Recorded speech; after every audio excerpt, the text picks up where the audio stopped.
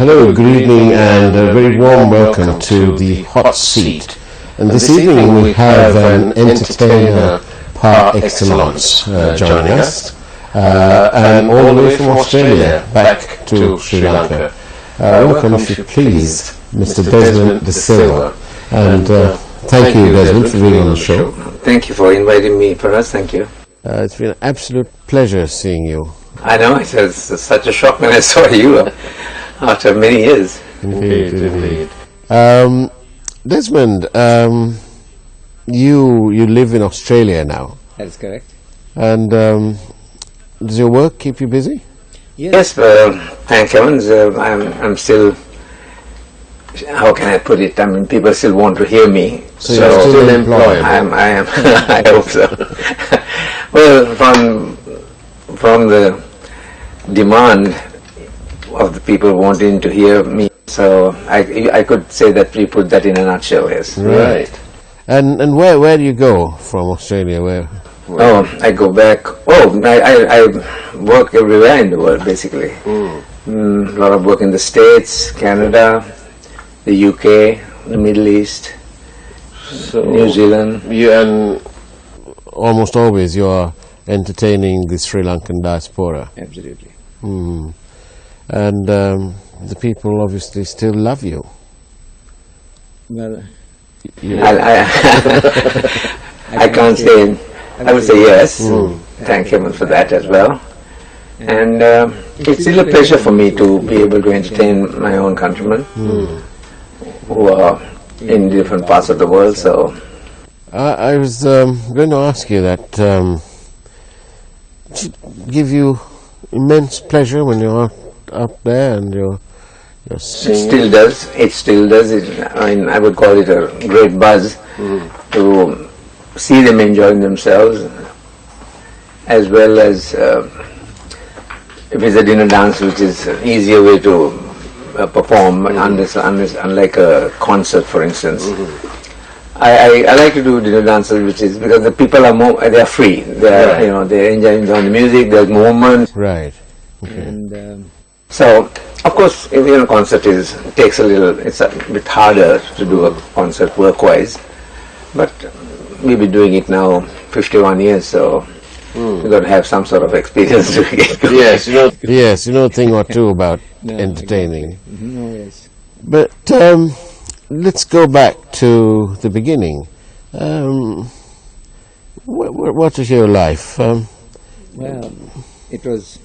My musical career was actually started off at home, which is my paternal grandmother and grandfather's home in Mathura. Right. They had a band, but with themselves. They used to get together during the weekends and just play for their own pleasure at home. So we grew up on that sort of diet, and of course there was no way we were going into music. Right. Not if my mother had her way. Right. I see. It had to be, as I'm sure you would attest to the fact that it had to be a doctor, proctor, engineer, dentist, or whatever. I was actually quite good in my subjects on the way to trying to be a doctor of medicine. But somewhere along the way the music bug held me, and that was it, to the great disappointment of my mother. And were you from, I mean, there's somewhere I read, I think, that you had a pretty hard-working life. What was this before your rise to stardom? Yeah, well, my first job as we left school, I worked for the Pioneer Corps in the Army. Right. As a pay clerk, and we worked. My station was in Kantale, where they had the sugar factory. Right. We were not part of the sugar cutting crew, sugar cane cutting crew, which were also pioneer members of the Pioneer Corps. I was actually in the pay section of the HQ staff, as we call it. But it was hard, it was tough. I mean, it's a hot place. We were living in Takarang places. I mean, there's heat from outside, heat from inside. But that was the life. And did you play some sort of role in constructing the central bank? Yes, of course, and I'm proud to say so. The story was that I was seeing my first wife, but my then mother-in-law to be decided that if I don't have a job, I'm not worthy of coming to see her daughter. So off I went and joined the queue because they were recruiting labor for the central bank building. Right. And to my happiness, her elder brother, my wife to be, her elder brother was two people ahead in the queue. I see. So we were recruited. I mean, we were doing basically labor work, but I had a job. Right. The bottom line was job. Yes. So I went back and said, I got a job. Right. So he says, where are you working? I said, you can ask your elder son. He will tell you because we joined together. Oh, that's okay. You can come and see my daughter. Was the final say. And obviously it worked because you then went on to marry. Yes, I did marry her, and we had 3 children. Right. Of course, that's all good things. Sometimes there are difficulties, and then we parted. But my 3 children were an example to our love. Some sort of sadness in your life. You lost. Yes, my eldest succumbed to. There was a growth in the spinal cord, and we didn't catch it in time. It was cancer. Yeah, it was a cancerous tumor, I think. So by the time they discovered it was too late. It had and he succumbed to that particular cancer. And he was a pretty good musician as well, and he made a name for himself, which I'm very proud of. But he left behind a daughter, which is my granddaughter, lovely little Megan, very intelligent child. She studies in Colombo with her mother. And any signs of music coming out of the little one? Oh yes, she would drive me nuts singing Frozen, Frozen. She loves that particular one, so we bring everything which is Frozen, merchandise. Okay. And she's musical. She can hold a note, and I know that she's got the talent to. Basically, she can hold a true note. And on that note, we'll take a short break and come back to you shortly.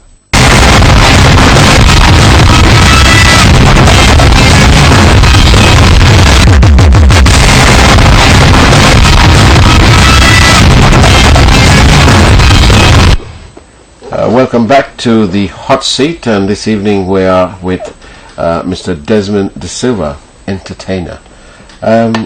Desmond, so you have another son and a daughter? That's correct. My second son is in Dubai. He's been in, I think, Bank of America. He's been in banking for quite a few years. Right. So no music coming out of that? No, they were pretty good singers from when they were small.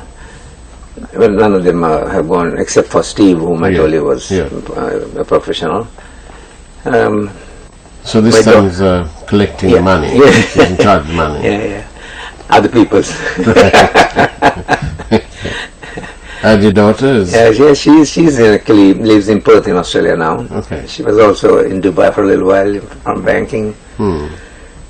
She works for, I think, also some sort of a commercial cooperative bank in Perth. And Desmond, over the years you've had hit after hit and so on. Which is of particular significance or enjoyment to you? Well, I think it's more like as a signature tune to me. Right. And we were very fortunate that we had some excellent lyricists and I had a good musician who was a friend of mine who was also part of my band, Desmond and the Clan, many years ago. We got together and we penned a song, and actually we did the music, and we asked Mr. Hudson Samrasinghe, who was a great lyricist. And that particular song, I think it's sort of very synonymous with me, and it's like my signature tune. I come in with that, I go out with it. Right. And what is that? The name of the song is Yana Ratawate, and it's very popular still. I mean, it's after, I can't even remember how many years ago we recorded it. Right. It's still like a piece de resistance where at every gathering this song has to be. It has to be. Yeah. If Desmond's like there. Manike, for instance. Right. So perhaps we'll listen to that song on air now, and come back to that story.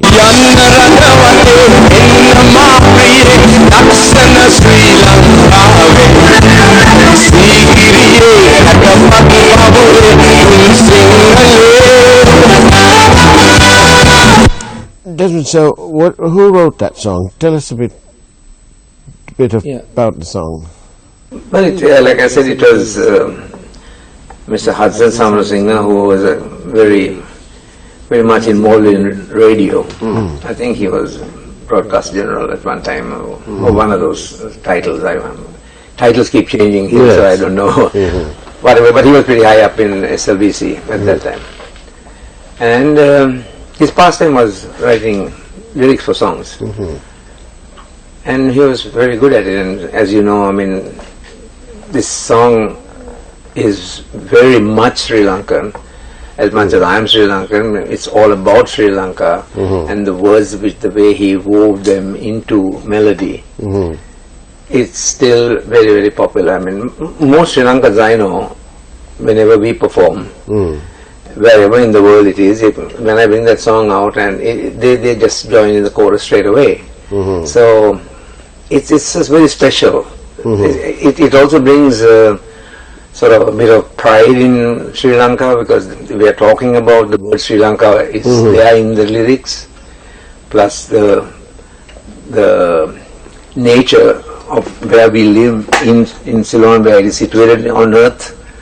For instance, about how we talk about we are surrounded by water, and the hills, all that is woven into the song. So to me it's pretty nostalgic, really. I think that's, excuse me, I suppose that's what still brings the fervor of the people listening to it, because they are out of the country now. I mean, these are, most of them are expats. They are different parts of the world. So it makes them nostalgic. Oh yeah, very, very much so, and they sing with gusto, I can tell you. Right. Especially the chorus. And Desmond, this country, we've had our share of trouble. And how important is entertainment in terms of pursuing this elusive peace? Well, it's not a very easy question to answer without a fair bit of thought, but off the top of my head, I suppose entertainment can temporarily make you feel a little bit better than what you're feeling throughout the like for the year, for the day, and daily grind. But for instance, a Saturday, if there's a show, then temporarily you can get away from that, because you're transported into another part of the daily living. But your audiences all over the world, they're not from any one particular community. No.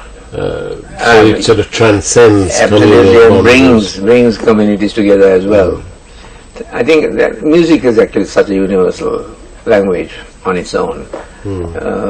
I think that's a great medium too, because when I perform in different parts of the world, as I was saying, we find all the nationalities attend. So that's a very good thing in my opinion.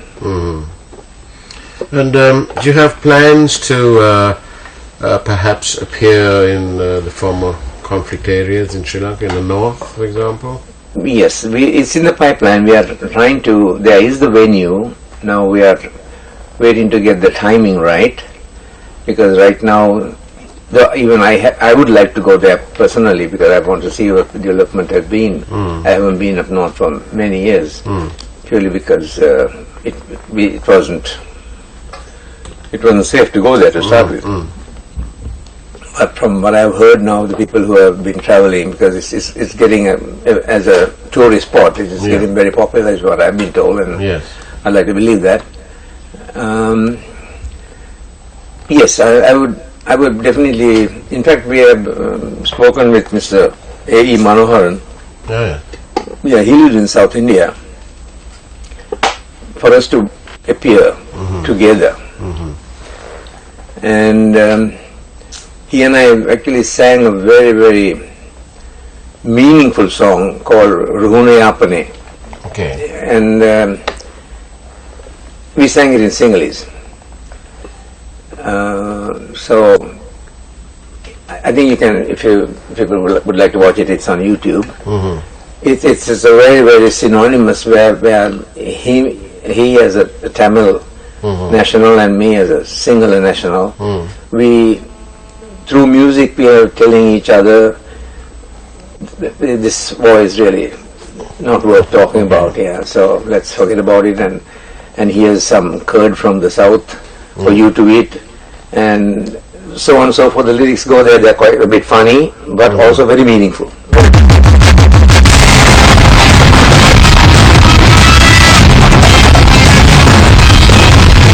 There was a time, Desmond, when you too suffered sort of transgressions against you when you were in Sri Lanka, and so you also have this experience of authority coming in the wrong way, prevented you from leaving, I think, or coming in. Yes, there was. It's a part of my life which is unfortunate. You know, you grow with things like that. Yes.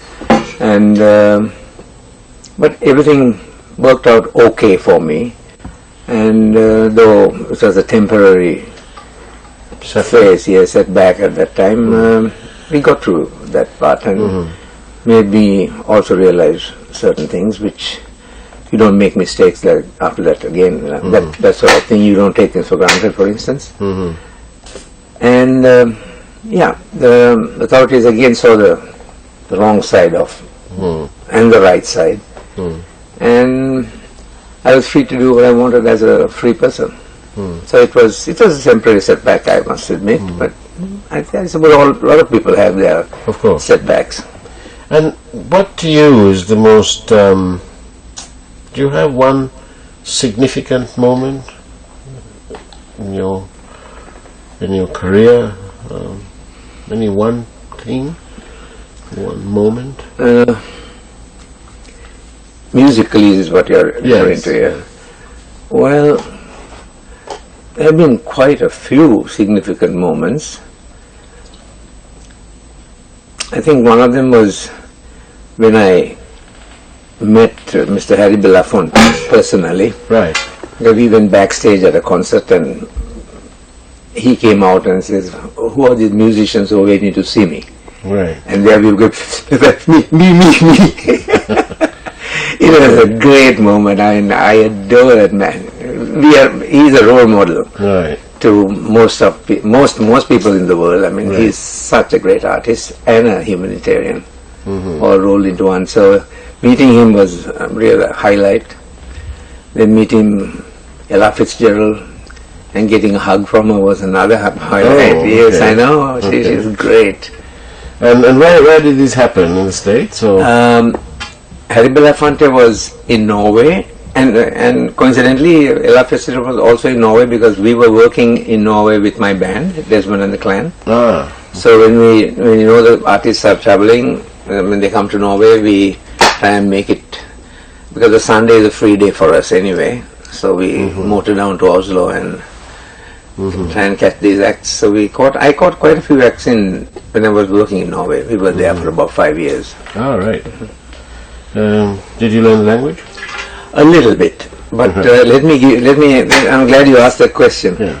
If I tell you that I can sing in Mandarin, Cantonese, Norwegian, Japanese, German, of course English and Sinhalese, Right.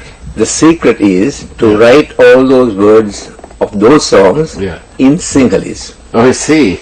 and read it out in Sinhalese, because Sinhalese is a language where all the sounds Yeah. of those different languages can be got in one language, and the correct pronunciation. Oh, I see. Pronunciation. I see. Especially Hindi. I mean, I could sing in Hindustani. Right. Oh. So those are the little tricks. The tricks of the trade. Yes. Where do you find your most popularity? You travel to all these hot spots of the diaspora all over the world. Where do you say is the largest community that has you, or invites you regularly back, I suppose? I think Los Angeles is one place, because there's quite a lot of people there, and it's and Melbourne. Melbourne has a huge. If I may tell you a quick story, there was a time when we used to just walk. They have like areas in Melbourne where no vehicles are allowed. It's only Right, so like a walking street. area. Yeah. So, just to check out how many Sri Lankans are walking about. I mean, this is a bit of a tongue-in-the-cheek one, because walkabout is an Australian term. Right. Okay. So we would sort of stay in one place and we would put a quick shout, say, "Ado!" And then about 10-15 people will look around, so we know who the Sri Lankans are. I see. That was a good. Yeah, that's good wonderful. shake. And so you think Los Angeles is probably your biggest? Yeah, Los Angeles and also Toronto. Toronto has quite a large Sri Lankan population. So do you enjoy traveling around as well? I do. For us, I still enjoy traveling. Of course, it's through the years when you get used to it, of course. But I like travel. I like that solitude which we have in the aircraft for a little while. Do you travel usually on your own without your band? Yeah, most of the overseas trips are done by myself, because thank God we have a lot of Sri Lankans in other parts of the world who have formed bands, and they're very good at it. Right. Okay. So it's a case of going there, doing a couple of rehearsals, and then we are set to go. And when you go to these places, these different destinations, how long do you tend to stay? I don't stay too long. I mean, if I can take whatever the next flight is, I'm back. Right. Because the tourist part is gone now, because we have been there, done that. Got the t-shirts and all that. Been there, done that. I can't remember most of it. Right. I see. And each time you land in Colombo? Oh, that's the greatest feeling. It's a sigh of relief, basically. And the wheels touch down. And the palm tree. Yeah, it's coming back home is the best experience for me yet. Do you prefer landing in the morning, early morning, or? I prefer landing the daytime, really. Right. Yeah, Okay. because So you can see all what you can see is a couple of lights if you come in the night. You know. Right. I prefer to come in the daytime. It's so nice when you come across the. Quite an uplifting moment. Absolutely. I actually sigh when the wheels touch down. Right. So it's always good to be home. Without a doubt, absolutely. I love to come back home, and also working at home for a Sri Lankan audience is, to me, the best. And Desmond, what do you think? What will the future hold? Will you come back to Sri Lanka? Will you come back home and retire here, or have you made your mind up that Australia is the place for you? I would think Australia would be the place for me to see out the rest of my days, because I have my mom who lives there, as I said, and my brother lives in Sydney with me. Okay. So I have a sister who lives here. Mm-hmm. So that way, and I have my daughter who's out there. So I would think I would stay and see the rest of my years out there. It's a nice life. I'm married again, and my wife Phyllis is extremely a great strength to me, and I'm at peace. I'm very calm now compared to the heydays. I'm so grateful to you for having brought this out, the heydays. So this latest marriage is here to stay, is it? Yes, that's it. This is it? Absolutely.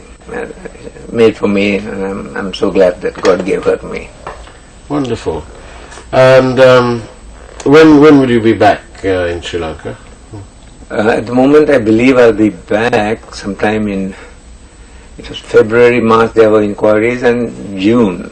There's going to be, definitely June I'll be back. There's going to be a sing-along that the police organized this year, and they want to do it again. And I'll probably be doing a concert which I did in May, which was more to the singular side, with the Marians was my backing band. That concert went down very well, so there's a demand for another one. So I will sing more singular songs, or if you say baila, it's not only baila. I mean, I have sung other different rhythms, but in Sinhalese.